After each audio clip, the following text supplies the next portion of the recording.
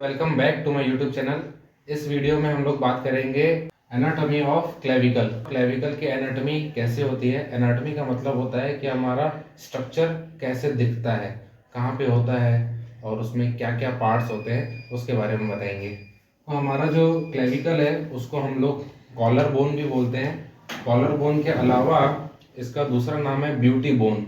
Collar bone क्यों बोलते हैं? बिकॉज जब हम लोग शर्ट पहनते हैं तो शर्ट के ऊपर का जो कॉलर है वो इसी बोन के ऊपर रहता है, इसलिए हमारा क्लेविकल को हम लोग कॉलर बोन बोलते हैं। ये सिग्मॉइड शेप लॉन्ग बोन होती है, मतलब थोड़ी सी लॉन्ग है और सिग्मॉइड शेप की होती है, एस शेप की, इसलिए इसको हम लोग सिग्मॉइड शेप लॉन्ग बोन बोलते हैं। और इसमें दो एंड होते हैं जो जॉइंट बनाते हैं। तो एक होता है मीडियल एंड जिसको हम लोग स्टर्नल एंड भी बोलते हैं, और एक होता है लेटरल एंड जिसको हम लोग एक्रोमियल एंड भी बोलते हैं। तो जो स्टर्नल एंड है वो हमारे सेंटर में जो स्टर्नम बोन होती है उसके साथ अटैच होता है और बनाता है sterno clavicular joint, SC joint.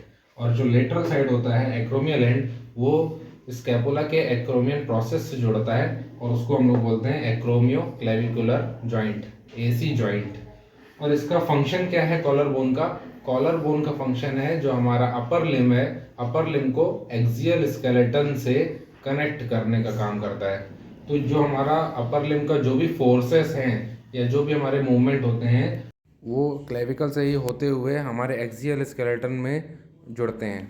तो क्लेविकल यहाँ हमारे होती है और एक्सियल स्केलेटन सेंटर में है, क्लेविकल दोनों, उसके बाद अपर लिम स्टार्ट हो जाता है। तो ये बहुत ही इम्पॉर्टेंट बोन होती है हमारे बॉडी में, जो हमारे शोल्डर गर्डल को, पूरा शोल्डर जॉइंट 180 डिग्रीज में या 360 डिग्रीज में भी मूवमेंट करने में हेल्प करता है। अब हम लोग बात करते हैं इसके स्ट्रक्चर के बारे में। तो इसके दो व्यू होते हैं, एक होता है सुपीरियर व्यू और एक होता है इंफीरियर व्यू। सुपीरियर व्यू मतलब अगर हम लोगों ने एनाटॉमिकल पोजीशन में उस बोन को पकड़ा हुआ है, अगर हम लोग ऊपर से देख रहे हैं, जैसे हमने ये बोन पकड़ा है, अगर हम उसको ऊपर से देख रहे हैं तो वो है सुपीरियर व्यू, और उसको हम लोग अगर नीचे से देख रहे हैं तो वो है इंफीरियर व्यू। तो नीचे से कैसा दिखता है और ऊपर से कैसा दिखता है वो है सुपीरियर और इंफीरियर व्यू। अब हम लोग बात करते हैं सुपीरियर व्यू। सुपीरियर व्यू में क्या होता है?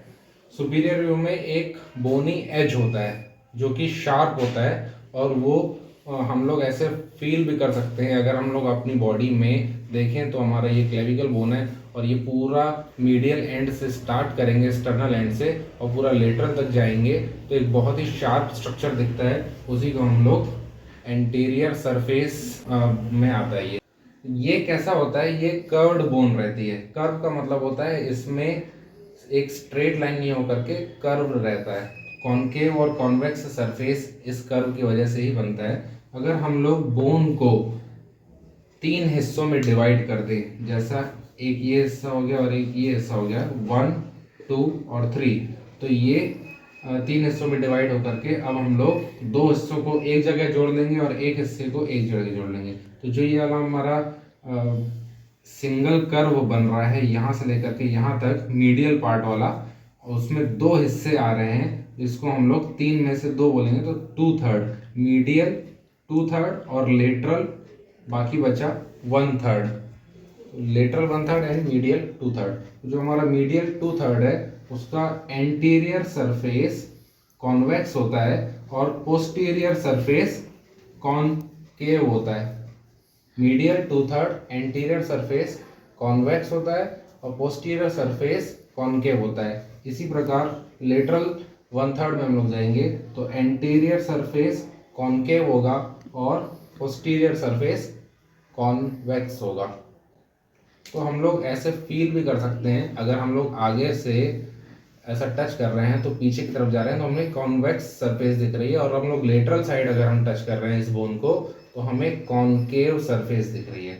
वो हमारा यही स्ट्रक्चर बनाता है।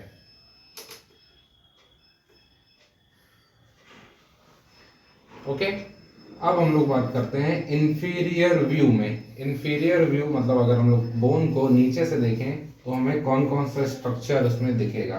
तो सबसे पहले हम लोग सेंटर में देखें मीडियल 2/3 में तो एक डिप दिखेगा, एक डिप सा दिखेगा जो हम लोग सब क्लेवियन ग्रूव इसको बोलते हैं। इस ग्रुप में क्या होता है, ग्रूव में जो हमारी सब क्लेवियन आर्टरी है वो इसी ग्रूव से होते हुए गुजरती है और इसीलिए हम लोग इसको सब क्लेवियन ग्रूव कहते हैं।